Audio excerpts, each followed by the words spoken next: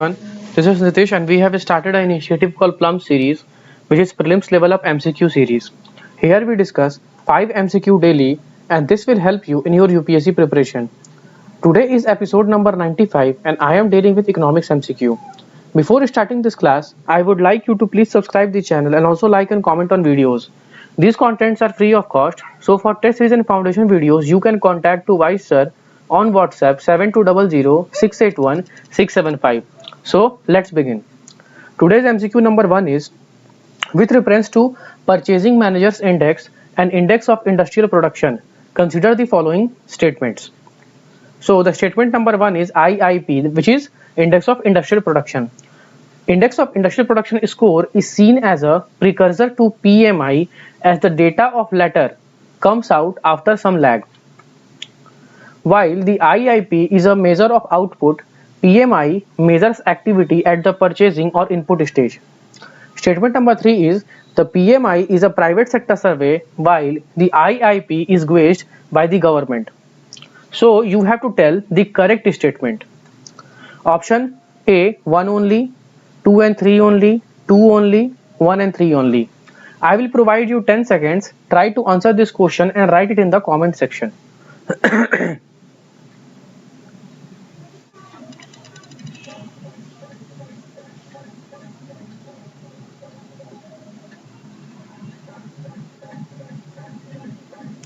So its correct answer will be option number B, which means that statement number 2 and 3 are the right statement. Now let's look at the explanation. There are two key parameters that the government and private sector analysts use to gauge the level of activity in the manufacturing sector. So before explaining the explanation part, I want to inform you one thing, that whatever I am speaking in front of you, I write everything in the content so that you can able to revise it properly. So let's begin.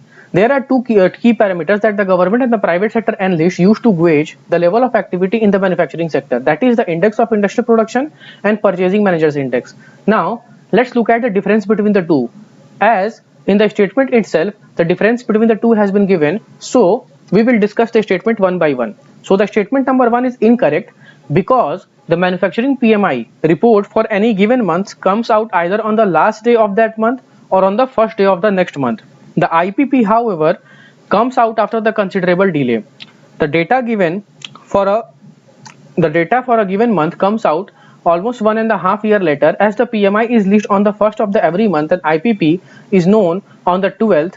The PMI score is assumed to be the precursor to IIP, which is the statement number 1. That's why the statement number 1 is incorrect, because here it is mentioned that the IIP score is seen as the precursor to PMI, but it is wrong.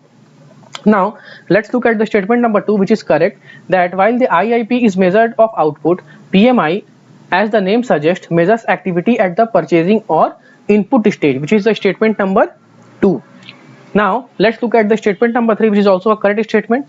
The PMI is a private sector survey while the IPP is gauged by the government. As we have already seen that the PMI is a private sector survey while the IPP is gauged by the government. That's why the statement number 2 and 3 are correct. Now move on to MCQ number 2. Which of the following statement regarding gross national income is correct? It includes the income of all the country's resident and business, whether it flows back to the country or is spent abroad. Statement number B. World Bank classifies countries on the basis of income level using gross national income. Statement number C.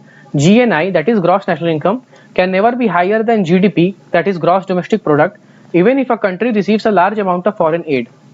And statement number D is gross national income does not take into account any type of taxes or subsidies. So I will provide you 10 seconds. Try to answer this question.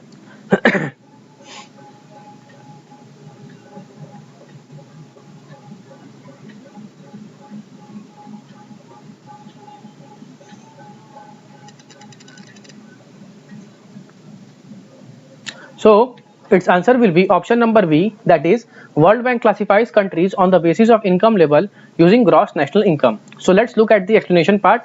Before going to the statement, first of all we should know what is gross national income. Gross national income is an alternative to GDP, that is gross domestic product, as the measure of the wealth. It calculates income instead of output. GNI can be calculated by adding income from foreign sources to GDP, which means that if we add income from foreign sources to gross domestic product, we can get the gross national income. Now let's look at the statement number B, which is the correct statement, that the World Bank assigns the world economy to 4 income group, that is low, lower middle, upper middle and high income countries. The classifications are updated each year on July 1 and are based on GNI per capita in current USD of the previous year. That's why the statement number B is the correct answer. Now MCQ number 3 is, with reference to calculation of GDP in India, which of the following statement is correct? Only the data from annual survey of industries is used to gauge activity in the manufacturing sector. It is calculated on the basis of GVA method at basic price instead of at the factor cost. The base year for the calculation of GDP has been revised to 2016 and 17. And last statement is, GVA at basic prices neither includes production tax nor excludes production subsidies available on a commodity. So I will provide you 10 seconds, try to answer this question. These are the basic questions, you should know about it.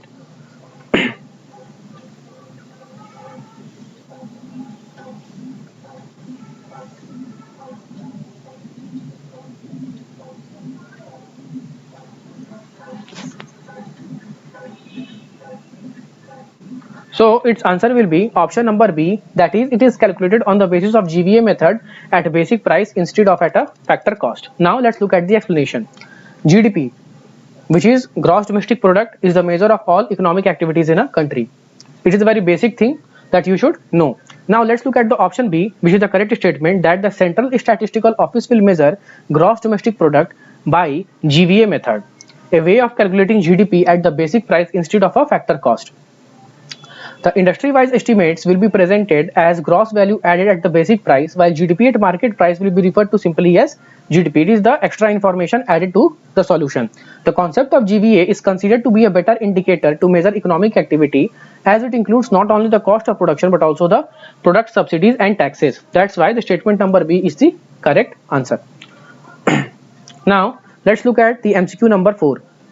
With reference to Major Dhyan Chand Khel Ratna Award, which of the following statement are correct? It is basically from current affairs. It is awarded by Ministry of Youth Affairs and Sports. The award is given on biennial basis to honor outstanding performance in sports. The recipient of the award are selected by a committee headed by Prime Minister. And the fourth statement is, the award is presented on National Sports Day, which falls on 29th August. So you have to find the correct statement regarding the Major Dhyan Chand Khel Ratna Award. So the options are 1 and 4 only, 2, 3 and 4 only, 3 and 4 only, and 4 only. I will provide you 10 seconds, try to answer this question and write it in the comment section.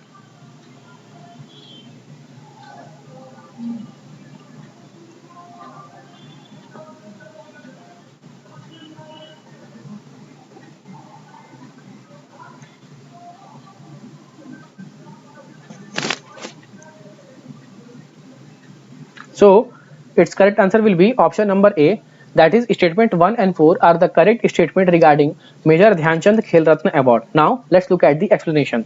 The government of India has announced that Rajiv Gandhi Khel Ratna Award will be called as Major Dhyan Chand Khel Ratna Award. So you should know that the Rajiv Gandhi Khel Ratna Award has been renamed as Major Dhyan Chand Khel Ratna Award. So it is a very important statement. Now let's look at the statement given in the question. That is, the statement number 1 is correct because Major Dhyan Chand Khel Ratna Award, which is formerly known as Rajiv Gandhi Khel Ratna Award, is the highest sporting honor of India. It is awarded by Ministry of Youth Affairs and Sports since 1991 and 92. That's why the statement number 1 is the correct statement. Now statement number 2 is incorrect because the award is presented annually, not biennially, by the Ministry of Youth Affairs and Sports. In the question, it is written, in the statement number 2, it is written that it is given on biennial basis, but it is given on annual basis.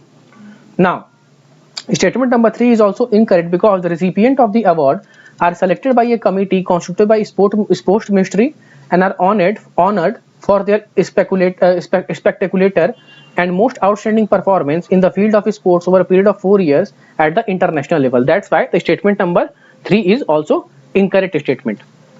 Statement number 4 is correct, as Major Dhyan Chand is a 3-time Olympic gold medalist. He is an Indian hockey player widely regarded as the greatest field hockey player of all the time.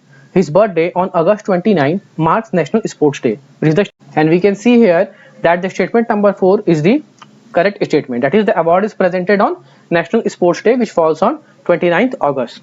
Now move on to MCQ number 5, which is the last MCQ. Consider the following statement regarding incremental capital output ratio. So those who know the concept of incremental capital output ratio, they can only answer this question. Otherwise it will be very difficult for those who don't know the concept of incremental capital output ratio. So please try to at least guess the answers, and in the last I will explain the whole concept of incremental capital output ratio. The statements are: the incremental capital output ratio is the amount of capital required to produce 1 unit of output. Statement number 2 is: lower the incremental capital output ratio, the less efficient we are in the use of capital. Statement number 3 is: reducing the cost of capital helps in reducing incremental capital output ratio. So you have to tell me the correct statement regarding incremental capital output ratio. Statement number option number A is 1 only, 1 and 2 only, 1 and 3 only, and 2 and 3 only. I will provide you 10 seconds. Try to answer this question.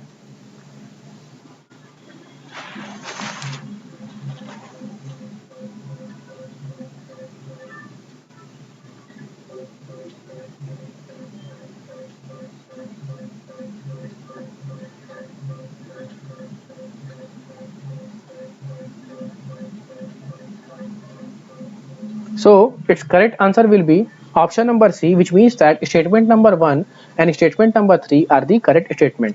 Now let's look at the explanation. The incremental capital output ratio is the amount of capital required to produce 1 unit of output, which is the statement number 1, and it is also the definition of incremental capital output ratio. That is the amount of capital required to produce 1 unit of output. That is called as incremental capital output ratio.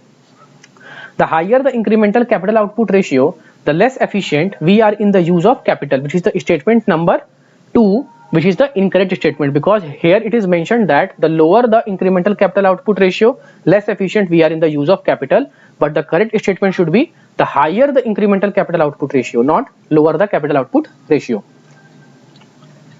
Incremental capital output ratio is determined by a variety of factors, including technology, skill of manpower, managerial competency, and also macroeconomic policies. Thus, delay in the completion of projects, lack of complementary investment in related sectors, and non-availability of critical inputs can all lead to rise in incremental capital output ratio. That is the statement number 3. That's why the statement number 1 and 3 are the correct statements. So that's all for today. Next episode will be tomorrow. So please subscribe and stay tuned.